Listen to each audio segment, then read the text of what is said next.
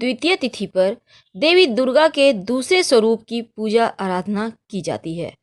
इनके दाहिने हाथ में जप की माला एवं बाएं हाथ में कमंडल रहता है। अपने पूर्व जन्म में जब वे हिमालय के घर में पुत्री के रूप में उत्पन्न हुई थी, तब नारद के उपदेश से उन्होंने भगवान शंकर जी को पति रूप में प्राप्त करने के लिए अत्यंत कठिन तपस्या की थी। इस दुष्कर तपस्या के कारण उन्हें तपस्विनी अर्थात ब्रह्मचारिणी नाम से अभिहित किया गया। 1000 वर्ष तक उन्होंने केवल फल फूल खाकर व्यतीत किए। 100 वर्षों तक केवल साग पर निर्वाह किया। कुछ दिनों तक कठिन उपवास रखते हुए देवी ने खुले आकाश के नीचे वर्षा और धूप के भयानक कष्ट सहे। कई हजार वर्षों की इस कठिन तपस्या के कारण ब्रह्मचारिणी देवी का शरीर एकदम से क्षीण हो उठा। उनकी यह दशा देखकर उनकी माता मैना बहुत दुखी हुई और उन्होंने इस कठिन तपस्या से विरक्त करने के लिए आवाज दी, उमा। तब से देवी ब्रह्मचारिणी का एक नाम उमा भी पड़ गया।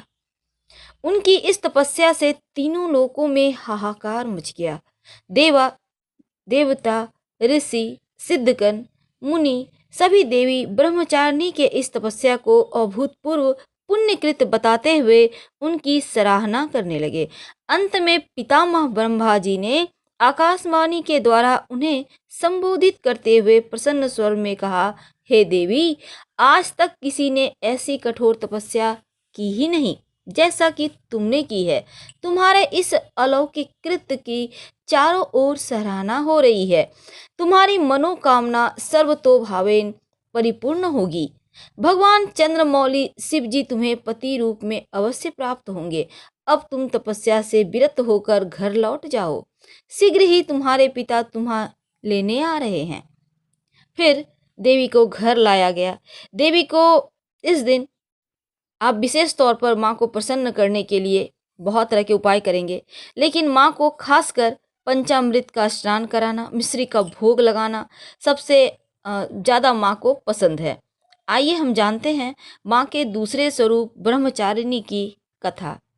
लेकिन उसके पहले एक बात और जान लें, माँ ब्रह्मचारिणी इनके स्वरूप बहुत ही भव्य है, क्योंकि इनकी उपासना करने से साधक का मन स्वाधिष्ठान चक्र में होता है और इस चक्र में अवस्थित मन वाला योगी उनकी कृपा और भक्ति को प्राप्त करता है।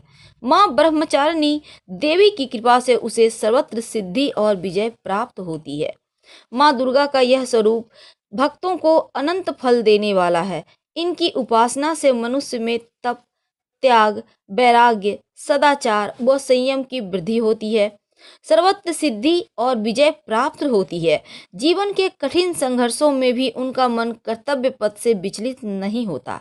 माँ देवी का मंत्र है, या देवी सर्वभूतेषु माँ ब्रह्मचारिणी रूपेण संस्थिता नमस्तस्यै नमस्तस्यै नमस्तस्यै नमो नमः, जिसका मतलब होता है, हे माँ सर्वत्र विराजमान और ब्रह्मचारिणी के रूप में प्रसिद्ध अम्बे, आपको मेरा बार बार प्रणाम है। मैं आपको बारंबार प्रणाम करती हूँ। माँ की स्तुति करने से भक्तों की सारी परेशानी दूर होती है।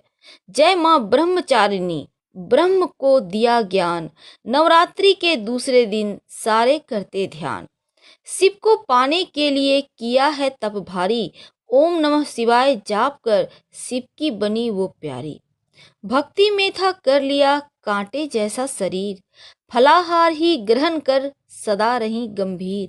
बेलपत्र भी चबाए थे मन में अटल विश्वास, जल से भरा कमंडल ही रखा था अपने पास।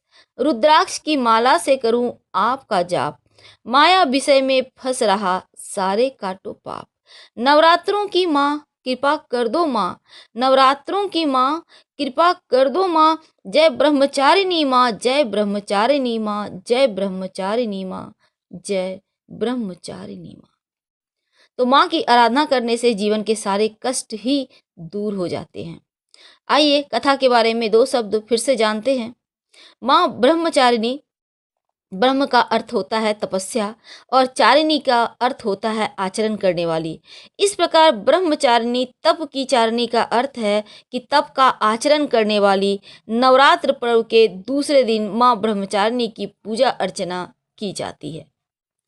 अपने पूर्व जन्म में जब वे हिमालय के घर पुत्री के रूप में उत्पन्न हुई थी, तब नारद जी के कहने पर उन्होंने तपस्या किया था और माँ की इस तपस्या के कारण ही भगवान शिव को वो पति के रूप में प्राप्त कर सकी। तो आपके भी अगर जीवन में किसी तरह की कोई परेशानी है या आप चाहते हैं उत्तम जीवन साथी मिले, तो इस दिन माँ की आराधना जरूर करें, तप करें, व्रत करें, आपकी मनोकामना जरूर पूरी होगी। तो हम आपसे विदा लेते हैं। हर हर महादेव। धन्यवाद।